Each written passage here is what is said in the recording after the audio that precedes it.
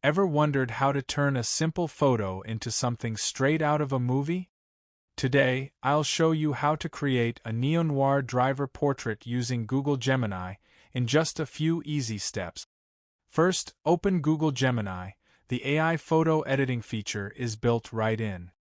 Upload your photo, and in the prompt box, describe exactly how you want it to look. Now, here's the magic prompt I used.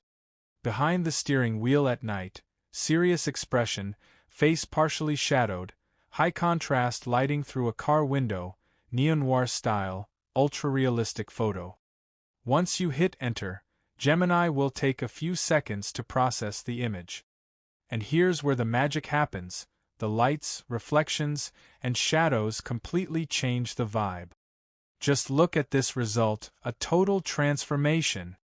Now it looks like a still from a Hollywood crime thriller, deep shadows, neon reflections, and that signature driver look. If you liked this transformation, don't forget to hit like, comment, and subscribe for more AI photo ideas.